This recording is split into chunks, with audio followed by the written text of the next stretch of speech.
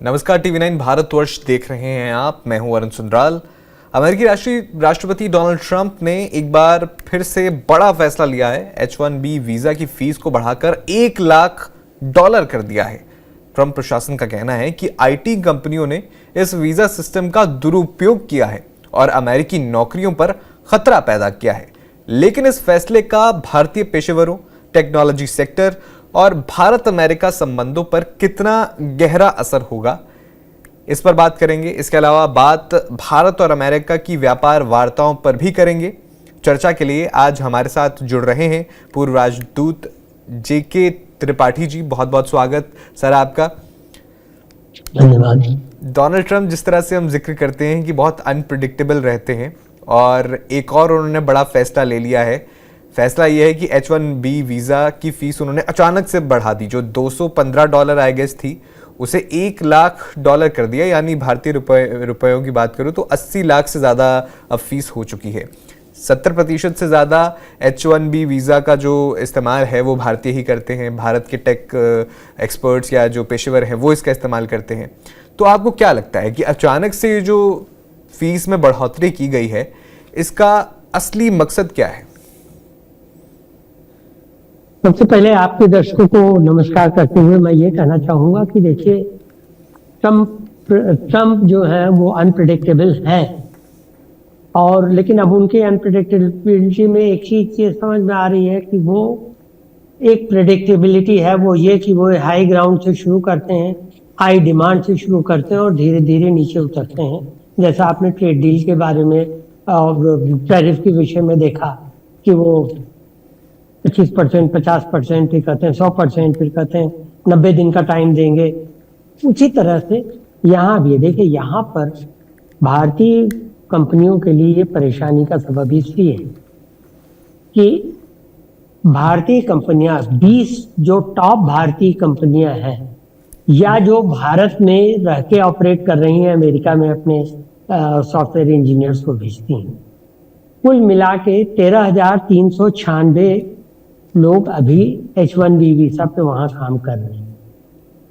और ये कंपनियां उनके ऊपर $1,000 जी उनको उनके लिए H1B वीजा की फीस देती हैं।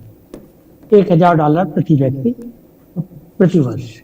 उसको बढ़ा के $1 लाख कर देना, मतलब 100 गुने की एकाएक बढ़ोतरी जो है ट्रंप प्रशासन ने ये कह के की है कि ये कंपनियां हमें लूट रही हैं, हमारे यहाँ का व्यापार कम कर रही हैं। देखिए, इससे दोनों के ऊपर फर्क पड़ेगा, अमेरिका और भारत दोनों का। जी अमेरिका के ऊपर तो, भारत के ऊपर तो देखिए फर्क ये पड़ेगा कि क्योंकि ये H1B वीजा की फी एकाएक हाई हो गई, इसलिए ऑन साइट स्टाफिंग ये कंपनियां यूएस में ऑन साइट स्टाफिंग कम कर देंगी और सिर्फ टॉप लेवल के लोगों को ही रखें। दूसरी ये कि जूनियर लेवल के लोग अब वहां नहीं जा पाएंगे, क्योंकि एक जूनियर लेवल के इंजीनियर पे कोई भी कंपनी $1 लाख प्रति व्यक्ति प्रति वर्ष सिर्फ H1B वीजा पर नहीं खर्च करना चाहिए। इसके अलावा पर्क्स वहां जो है वो अलग से होते हैं। तो अब इससे क्या फर्क पड़ेगा कि $2.5 अरब का अतिरिक्त बोझ जो है ये भारतीय कंपनियों पे पड़ जाएगा, या भारत में रखे जो भारत में भी जिनका ऑपरेशन है जो वहां बेचती है, उन कंपनियों पे इतना बोझा पड़ जाएगा।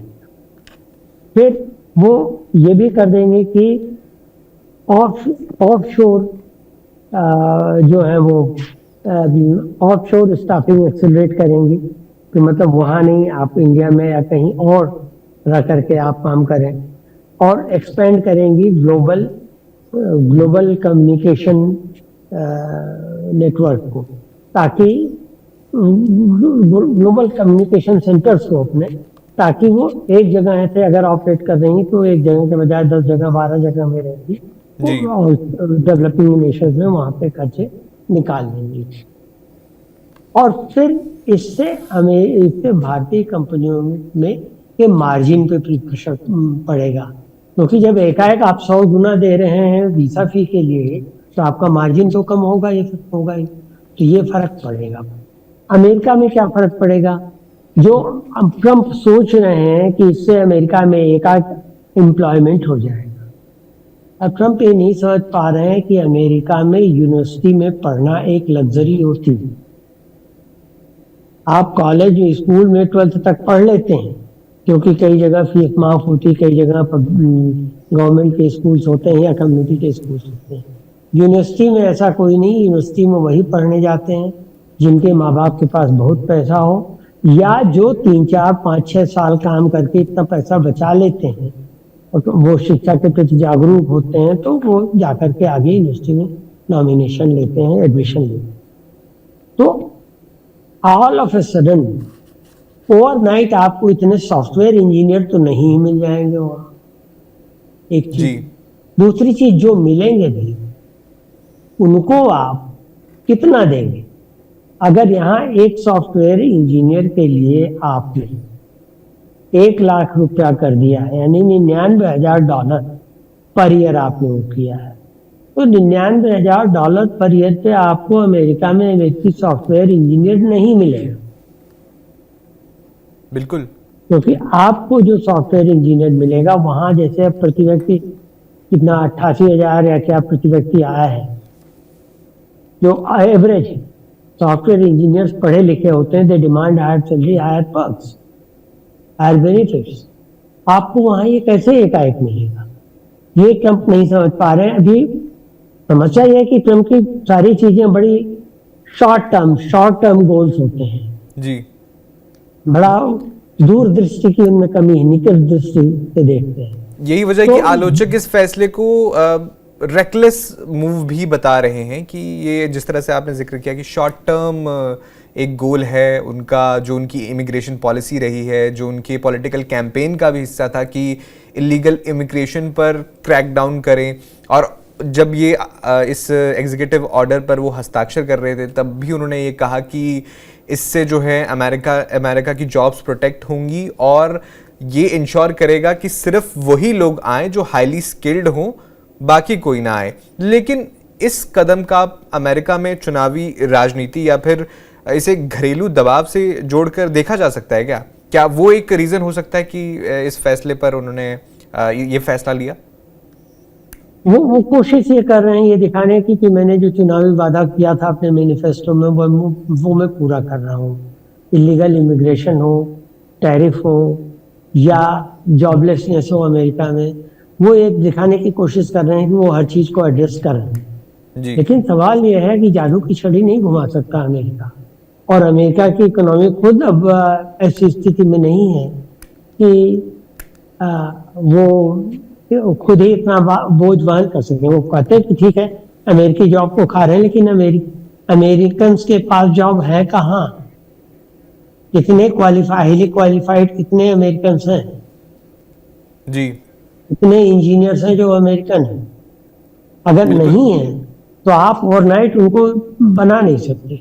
और आप वेजेस में भी तो कंपैरिजन कर सकते हैं ना, कि जो भारत से जा रहे हैं वो कंपैरेटिवली कम वेजेस पर आप उन्हें रख रहे हैं, कम वेजेस पर आपको ज़्यादा क्वालिटी मिल रही है, लेकिन जो एक व्यक्ति वहाँ का पढ़ा लिखा इंजीनियर है वो ज़्यादा जो है पैसे लेता है, वो कंपनीज के लिए भी घाटा पड़ जाएगा उस हिसाब से।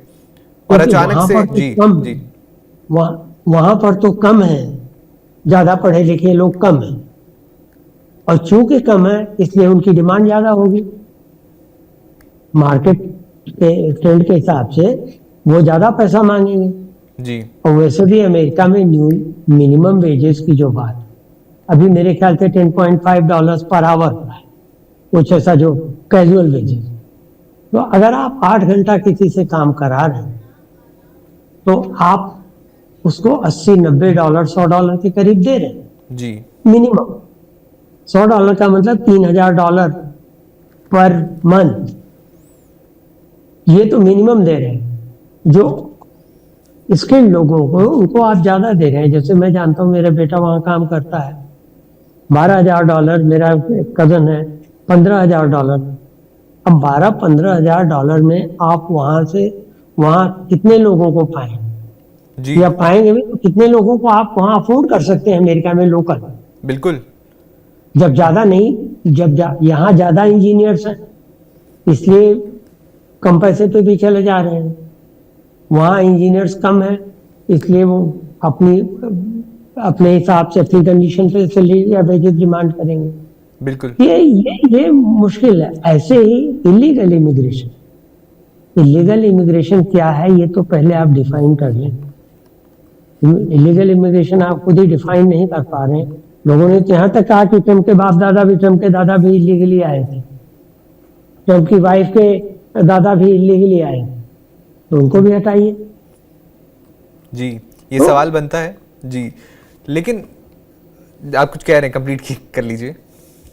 हाँ, और देखिए अमेरिका में तो सभी इमिग्रेंट हैं। अमेरिका के जो अमेरिका तो origin से जो आदिवासी इमिग्रेंट्स थे, का ही देश है ना, वो तो हाँ, जो इमिग्रेंट्स का देश आदिवासी थे उनको तो आपने हटा ही दिया। जी। अब अमेरिका और कनाडा में इमिग्रेंट्स कहाँ के हैं? जिनको जिनको एक तरह से देश निकाला दे दिया गया था, जिनको सजा दे दी गई थी, वो यहाँ लाके बसाए। बिल्कुल। ये सजा याफ्ता लोगों के वंशज हैं। लेकिन देखिए ट्रम्प ने भी तो एक आरोप लगाया ना कि ये जो कंपनियां हैं, आईटी कंपनियां हैं, वो ये जो H1B वीज़ा प्रोग्राम है इसको कहीं ना कहीं मैनिपुलेट कर रही हैं। उन्होंने अपने बयान में भी ये कहा। तो आपको क्या लगता है कि अमेरिकन वर्कर्स की जो जॉब प्रोटेक्शन है उसके लिए क्या ये सही तरीका है, या सिर्फ राजनीतिक स्टंट है? वो अपने मागा वाले जो उनका रिटोरिक रहता है कि make America great again, protect करेंगे जॉब्स को, तो ये सही तरीका लगता है आपको? ये देखिए, ये शुद्ध 100% राजनीतिक स्टंट है। आपको अगर मांगा कराना है तो आपको अपने यहाँ के लोगों को ज्यादा एजुकेट कराना होगा, एक्सपर्ट बनाने होंगे। ऐसा क्यों है कि 22 करोड़ की आबादी में आपके 30% से ज्यादा डॉक्टर हिंदुस्तानी हैं, 44% सारे इमिग्रेंट्स हैं डॉक्टर्स। ऐसा कैसे है कि इंजीनियर्स आपके 1/3 से ज्यादा इंडियन है, जी चाइनीज भी हैं और देशों के भी। ऐसा क्यों है? आपने अपने यहाँ कोई सिस्टम ऐसा चलाया नहीं कि हायर एजुकेशन, आपके यहाँ एजुकेशन पे जोर कहाँ दिया गया? 12th तक फ्री थी या नॉमिनल फीस थी तो लोगों ने पढ़ लिया। तो आप पहले अपने यहाँ एक मजबूत रिजर्वायर पैदा कीजिए जी यूथ का। अच्छा, ये जो आपका यूथ की कमी है। बिल्कुल हाँ। जी जी, ये जो फैसला लिया गया है ट्रम्प प्रशासन की ओर से, भारत सरकार को इस फैसले पर किस तरह की रिएक्शन देना चाहिए, या फिर सिर्फ इसे एक वीज़ा नीति मान सकते हैं, या फिर जो ट्रेड रिलेशंस चल रहे हैं दोनों देशों के बीच में, उसके कंटेक्स्ट में लेना चाहिए? देखिए, मेरे ख्याल से भारत सरकार ऑफिशियली तो शायद इस पे कोई एक्शन नहीं ले सकती, कोई रिएक्शन नहीं दे सकती, क्योंकि ये पूरी तरह से अमेरिका का आंतरिक मामला है। हम अपने यहाँ कैसे किन लोगों को आने की छूट दें, किन लोगों को बाहर से हम नौकरी दें, किनको न दें, ये पूरा हमारे ऊपर निर्भर करता है। तो उस हिसाब से तो हम उनको नहीं कर सकते, लेकिन हाँ अनऑफिशियली हम उनको इस हिसाब से कर सकते हैं, भाई हमारे आपके संबंध जो है, जिसको पिछले 20 साल से अलग अलग अमेरिकी और भारतीय सरकारों ने मेहनत करके इस स्थिति पर ला खड़ा किया है कि दोनों देश के बीच में स्पेशल स्ट्रेटेजिक रिलेशनशिप, 2+2 रिलेशनशिप है। अब आप ऐसा कुछ न करें कि जिससे कि ये रिलेशनशिप बिगड़े। इतनी छोटी छोटी बातों के लिए अगर आप इन कंपनियों पे 2.5 अरब डॉलर का अतिरिक्त बोझ डाल रहे हैं, तो आपकी 30 ट्रिलियन इकोनॉमी के लिए तो बहुत कम है जी। ये तो 30 ट्रिलियन इकोनॉमी के लिए तो 0.07% है। उसमें आप क्यों इतना परेशान हो रहे हैं? उस 0.07% के लिए आप एक देश के साथ, जिसके साथ आपका $100 बिलियन से ज्यादा का, $100 अरब से ज्यादा का आपके साथ इकोनॉमिक रिलेशन है, आप डिफेंस रिलेशन है, क्यों आप रिश्ते खराब कर रहे हैं? ये समझाना चाहिए। और ये सवाल भी उठता है कि आप जिस तरह से आप कह रहे हैं कि जिस देश के साथ आपके इतने अच्छे संबंध हैं, इतना आपका ट्रेड होता है, क्या पॉलिटिकल गेन के लिए आप उस देश के साथ रिश्ते खराब करना चाहेंगे? एक सवाल ये भी बनता है कि अमेरिका जो डोनाल्ड ट्रंप का एक कदम है, क्या अमेरिका अपनी टेक इंडस्ट्री का टैलेंट खो देगा, या जो दूसरे देश हैं, यूरोप के देश, कनाडा, क्या ये इसका फ़ायदा उठा सकते हैं? क्योंकि देखिए वो तो भारतीय पेशेवर हैं, वो तो कोई ना कोई विकल्प तो ढूंढेंगे ही। क्या भारत भी इसका जो है फ़ायदा उठा सकता है इस सिचुएशन का? हाँ बिल्कुल, देखिए भारत अपने और अल्टरनेटिव्स, अपने और विकल्पों की खोज कर सकता है। भारत सिंगापुर में अपने लोगों को भेज सकता है, गल्फ में, दुबई में,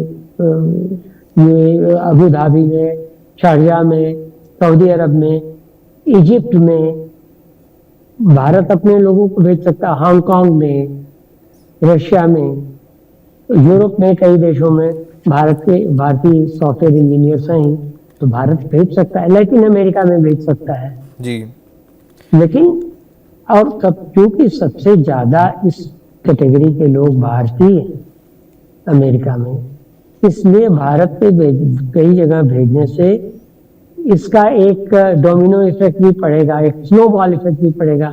कई और देश ये कोशिश करेंगे, तो अमेरिका में एक तरह के वैक्यूम की भी, एक तरह की शून्य की भी छा जाने की संभावना है कि एकदम से आपके पास एक्सपर्ट्स की वैक्यूम हो जाएगी।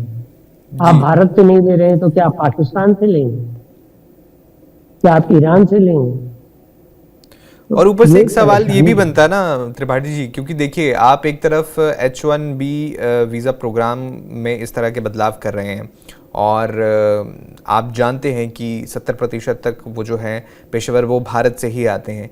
इसके अलावा आप गोल्डन वीज़ा की स्कीम निकाल रहे हैं, प्लेटिनम कार्ड दे रहे हैं, आप चाह रहे हैं कि पैसे देकर कोई रह ले तो ठीक है, लेकिन कोई कमाई के लिए आए तो वो भाई हमारी जो है नौकरियों को नुकसान है। ये दोहरा मानदंड ही मानेंगे इसे?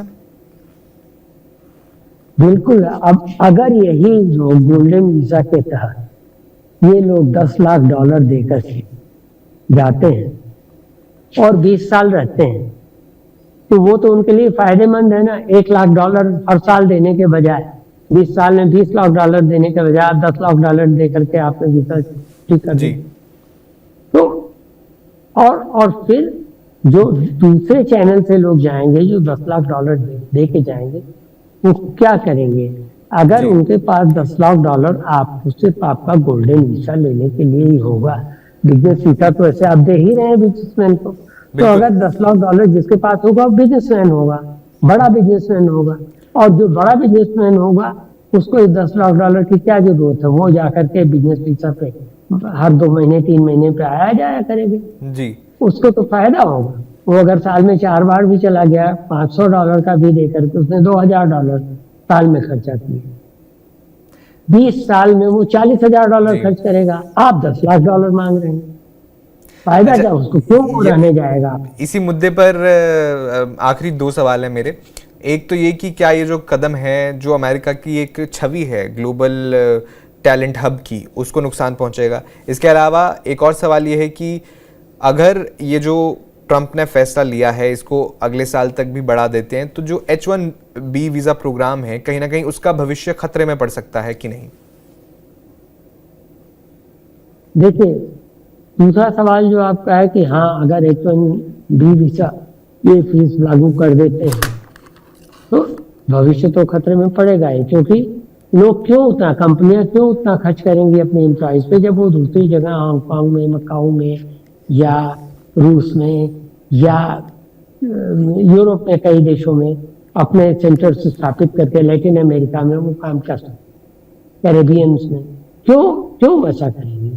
तो अगर वो ऐसा नहीं करेंगी तो फिर कितने लोग रह जाएंगे जो आपके यहाँ जाए?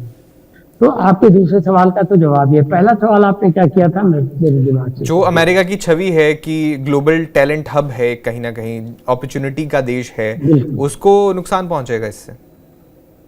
बिल्कुल पहुंचेगा, क्योंकि आप कई और देश हैं, भारत में ये देखिए कि भारत में ब्रेन ड्रेन जो हो रहा था, अब फिर हालांकि शुरू हुआ है, बीच में रिवर्स ब्रेन ड्रेन हो गया था कि भारतीय वहां बाहर से भारत आने लगे थे, तो अब और आने लगेंगे जब देखेंगे वो कि भारत में रहते हैं, और भारत में रह के हम $2000 भी अगर महीने में कमाते हैं तो बड़े आराम से रह सकते, जी मतलब बिल्कुल। 1.5 लाख रुपया महीना में एक भारतीय परिवार भारत में आराम से रह सकता है। जी तो वो क्यों चाहेंगे कि वहां जाकर के वो मॉर्गेज पे घर लें, वहां जाकर के वो बच्चों के एडमिशन के लिए चिंता करें, वहां जाके बच्चों की यूनिवर्सिटी के लिए चिंता करें, वहां जाकर के जो दुनिया की सबसे बुरी मेडिकल फैसिलिटी है वो अमेरिका में है, बिल्कुल। जहां आपको एक जनरल फिजिशियन से अपॉइंटमेंट लेने में 1.5 महीना लग जाता है।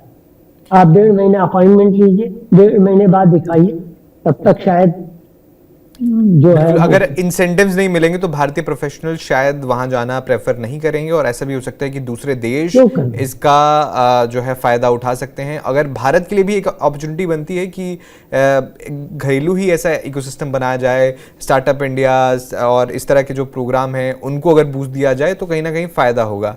इसके अलावा त्रिपाठी जी, एक और बड़ा अहम मुद्दा है जो ट्रेड वार्ताएं चल रही हैं। ट्रंप ने तो H1B वीज़ा फीस हाइक तो कर दी है, लेकिन अब अमेरिका और भारत की जो ट्रेड डील की बातें हैं वो फिर से ट्रैक पर लौट रही हैं। कहा जा रहा है कि कॉमर्स मिनिस्टर हमारे जो पीयूष गोयल जी हैं वो अगले हफ्ते वॉशिंगटन जा सकते हैं, जहां बाइलेटरल ट्रेड एग्रीमेंट यानी BTA पर बातें तेज होंगी। 5 राउंड की बातें पहले ही हो चुकी हैं, छठी जो राउंड की बातचीत थी वो होने वाली थी, लेकिन बाद में जो तनाव आ गया इस वजह से कैंसिल हो गई। चीफ नेगोशिएटर आए थे, बात हुई। अब कहा जा रहा है कि नवंबर या अक्टूबर महीने में ये जो 6th राउंड ऑफ टॉक्स हैं ये हो सकती हैं। आप क्या देख रहे हैं कि इस बार ट्रेड डील पर कोई ठोस प्रगति हो सकती है?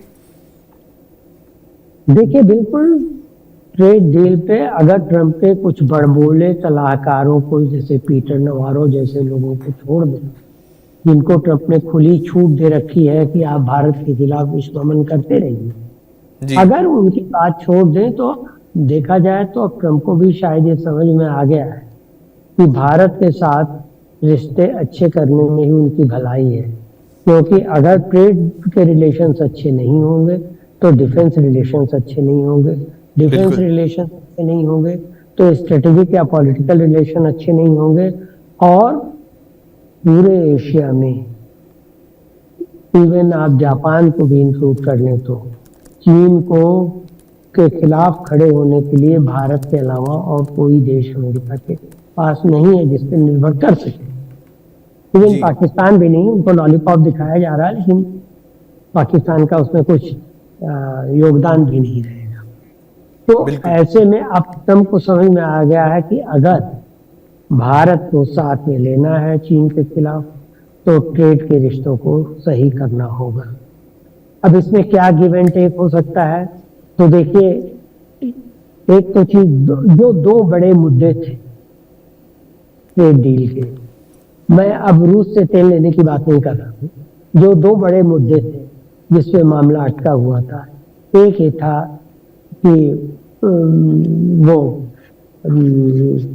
जेनेटिकली इम्प्रूव जो है GM, genetically modified agricultural foods, जिसके बारे में देखिए उनके ट्रेड सेक्रेटरी ने भी कहा था कि 1 बोरा मक्का तक नहीं खरीदता भारत हमसे।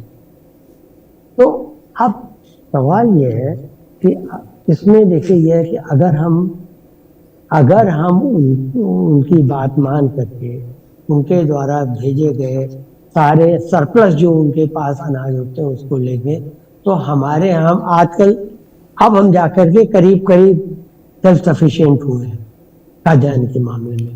तो अगर हम वहां से लेते हैं तो हम क्या करेंगे, हमारे किसानों का तो, जो छोटे जोत के किसान हैं उनकी तो समस्या हो जाएगी, उनको तो भुखमरी की स्थिति हो जाएगी। जी तो इसलिए इसमें थोड़ा सा शायद ये हम कंसेशन कर सकते हैं कि आपसे हम जो अनाज लेंगे, GM प्रोडक्ट्स लेंगे, वो हम वैसे लेंगे जो आदमियों के नहीं, पशुओं के खाने लायक हो,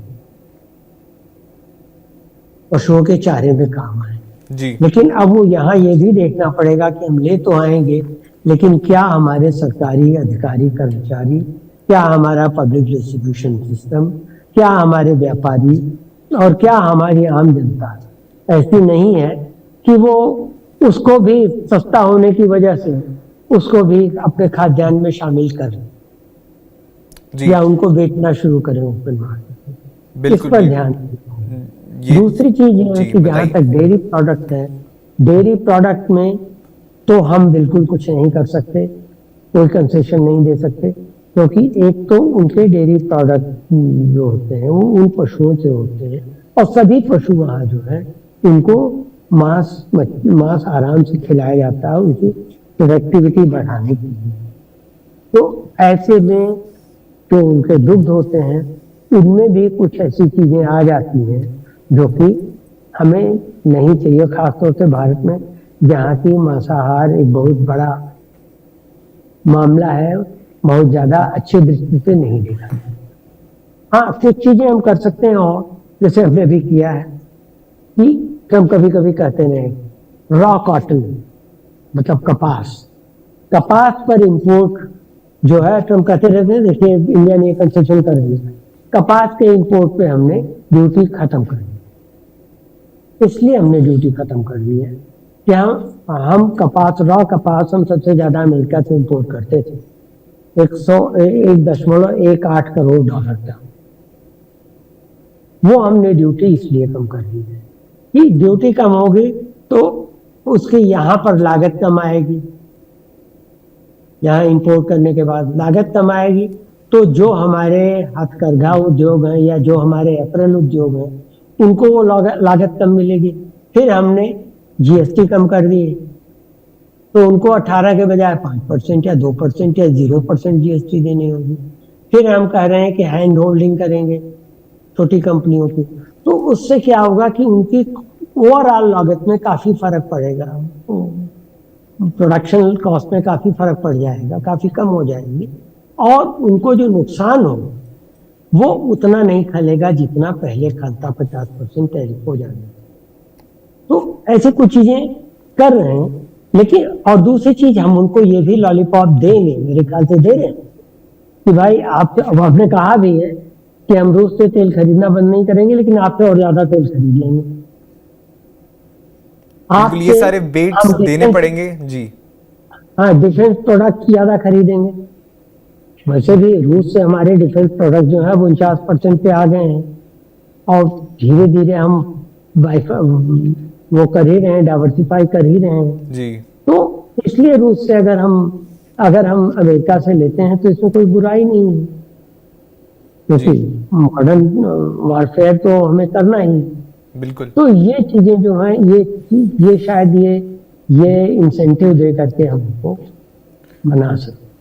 अच्छा, ये आपको ये जो बातचीत चल रही है भारत और अमेरिका के बीच, अभी हाल ही में जो भारत के चीफ इकोनॉमिक एडवाइज़र हैं उनका बयान आया था कि हो सकता है कि नवंबर में जो पीनल टैक्स लगा है, टैरिफ लगा है, ये 10 से 15% तक कम हो सकता है। तो वो एक पॉजिटिव, ये जो बातचीत हो रही है, पॉजिटिव इसका जो रिजल्ट है उसकी ओर इशारा कर रहे हैं। क्या ऐसा हो सकता है कि अमेरिका जो है, जो एक्स्ट्रा टैरिफ लगाया गया था, आपने भी बात किया कि जिस तरह से बेट दिए जा रहे भारत की तरफ से संभावित ऑफर हो सकते हैं, तो क्या पॉसिबिलिटी है कि ये जो टैरिफ है ये कम हो जाए? जी बिल्कुल, और ये दो तरह की बातों से पॉसिबल हो सकता है। एक तो ये कि ट्रम्प प्रशासन को धीरे धीरे समझ में आएगा कि भाई आप भारत का साथ न छोड़िए, भारत के साथ डील करना आपके लिए फायदेमंद होगा। आप भारत से कितने बिलियन डॉलर का, कितने अरब डॉलर का आप डिफेंस प्रोडक्ट्स भारत को बेच रहे हैं, आप भारत को कितने अरब डॉलर की और चीजें, कितना सैनिक गठबंधन कर रहे हैं। देखिए ये सब चल रहा था, लेकिन इसके साथ ही अलास्का में भारतीय और अमेरिकन फौजों का ज्वाइंट चल रहा था, ड्रिल चल रही थी। तो इसका मतलब यह है कि आप उनको ये समझ में आ गया कि एक चीज के पीछे आप पूरा रिश्ता न खराब कीजिए। तो एक तो ये है। दूसरी चीज, ट्रम्प को डर ये भी लग रहा है कि अभी तक तो भारत आता है, दो महीने और हो जाएंगे अगर अक्टूबर नवंबर, तो उसमें भी ट्रम्प कुछ बिगाड़ नहीं पाएंगे भारत का, इतना नहीं पिंच कर पाएंगे कि भारत चिल्लाने लगे। तीसरी चीज ये है कि अमेरिका के सुप्रीम कोर्ट में मामला अटका हुआ है। बिल्कुल, तलवार है वो। हाँ, वो तलवार है। और ये कि ये जो tariff tariff is a tax, और टैक्स कम करने या बढ़ाने का अधिकार सिर्फ कांग्रेस को है, कार्यपालिका को नहीं। तो अगर गलती से सुप्रीम कोर्ट ने उसे अवैध घोषित कर दिया तो जो आपने बढ़ाया था वो भी वापस करना पड़ जाएगा। यही परेशानी है, इसीलिए तो हम हल्ला कर रहे हैं कि इससे कई परेशानियां होंगी। तो जितना हम कह रहे हैं कि 300 बिलियन है, कितना हर महीने आ रहा है, वो हमें वापस करना पड़ेगा। जी। अब कीपिंग में परेशानी होगी, उतना पैसा हमें वापस करना पड़ेगा, तो हमारे यहाँ पैसे की कमी होगी। दूसरी चीज, उनकी सबसे बड़ी चीज है ये, उन्होंने अपने सुप्रीम कोर्ट में अपने प्रतिवेदन में कहा भी अपनी अपील कि अमेरिका की वैश्विक साख को बड़ा धक्का पहुंचेगा, अमेरिका की शक्ति बड़ी क्षीण होती मालूम जाए तो होगी। अब ये देखना है कि सुप्रीम कोर्ट इन चीजों पर, इन दलीलों पर विश्वास करता कि नहीं। हालांकि सुप्रीम कोर्ट में अब तो मेजॉरिटी में जो जजेस हैं वो रिपब्लिकन है, तो ये भी हो सकता है एक फैक्टर होने वाला है जी। लेकिन ये चीज तो रिपब्लिकन जजेस भी नहीं वो कर सकते कि नहीं, टैरिफ जो है वो कांग्रेस के बिना आप नहीं लगा सकते, यानी जी कोई फाइनेंशियल इमरजेंसी तो है नहीं जी। कोर्ट ने कहा था, फेडरल कोर्ट ने कहा था कोई फाइनेंशियल इमरजेंसी नहीं है, बिल्कुल। कि एक आपकी हालत खराब हो गई, आप ये कर रहे हैं जी, तो हमको उससे भी खतरा तो है। यानी ट्रम्प जो है घरेलू मोर्चे पर भी और जो वैश्विक दबाव बनता दिखा, हमने रूस, चीन और भारत को एक साथ देखा एससीओ में, कहीं ना कहीं दोनों मोर्चों पर वो घिरते दिख रहे हैं। इसके अलावा एक बहुत रीसेंट डेवलपमेंट हुआ है, उस पर आपका रिएक्शन जरूर चाहूँगा मैं। ये जो पाकिस्तान और सऊदी अरब के बीच में डील हुई है, और एक इस्लामिक नाटो जो तुर्की और पाकिस्तान ने प्रपोज किया था अनौपचारिक रूप से, उसका कहीं ना कहीं शुरुआत पाकिस्तान और सऊदी ने कर दी है। अब मेरा सवाल इसमें यह है कि हाल ही में बयान आया पाकिस्तान की रक्षा मंत्री का कि इसमें न्यूक्लियर एम्ब्रेला भी देंगे हम सऊदी को, उसको आप कैसे देखते हैं?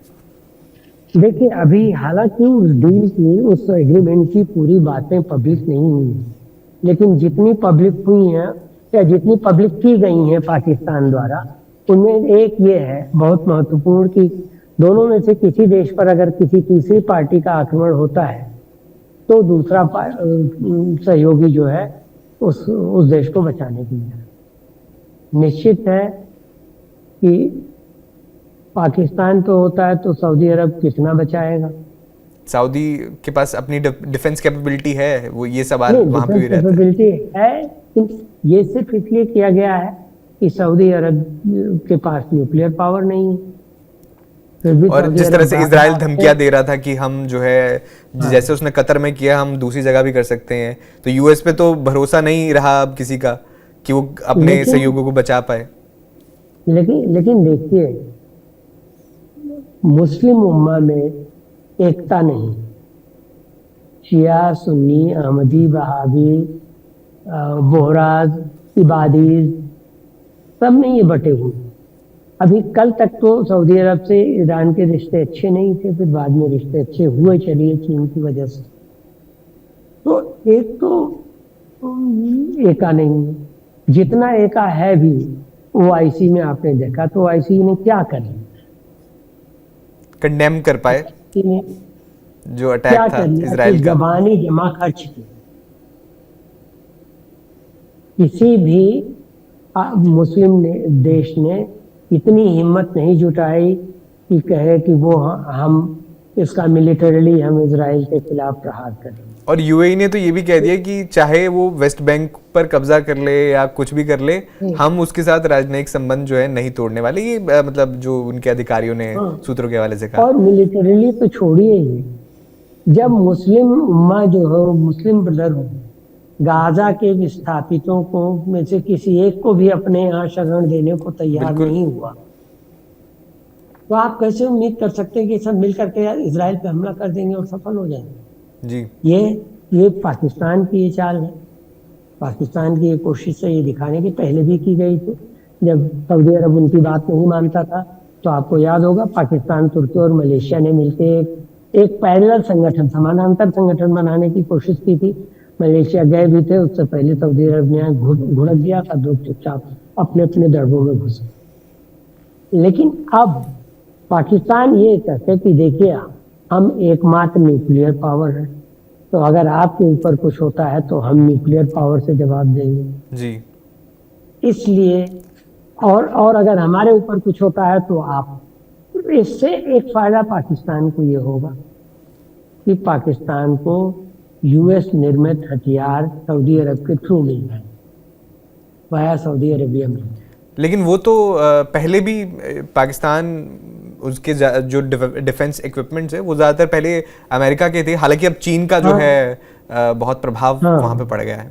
और अभी इस सब के साथ कभी भी देखिए ऐसा नहीं है कि अमेरिका तो अगर लोग कहते हैं ना कि पाकिस्तान अमेरिका की ओर झुक जाएगा और ऐसा होगा वैसा होगा, और उनके यहाँ माइनिंग का बात की बात है, ये है वो, अमेरिका कभी भी नहीं चाहेगा,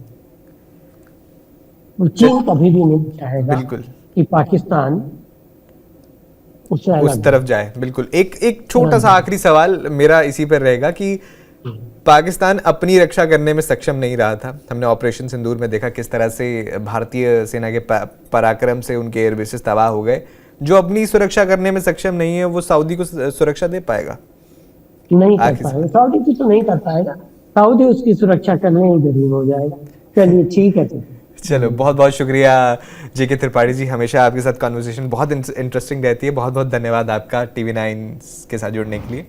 और आपने सुना किस तरह से उन्होंने H1B वीज़ा रूल्स और इसके जो इम्पैक्ट है भारत और अमेरिका उस पर उसकी बात की। इसके अलावा उन्होंने जो भारत और अमेरिका के बीच में ट्रेड डील्स या ट्रेड टॉक्स हो रही हैं उस पर भी बात की कि कहाँ जो है ये पॉसिबिलिटी है कि शायद जो है टैरिफ अमेरिका की ओर से लगाएगा वो कम हो जाए। फिलहाल आपका इन पूरे घटनाक्रमों पर क्या कहना है हमें कमेंट बॉक्स में ज़रूर बताइएगा। और खबरों के लिए देखते रहिए TV9 भारतवर्ष।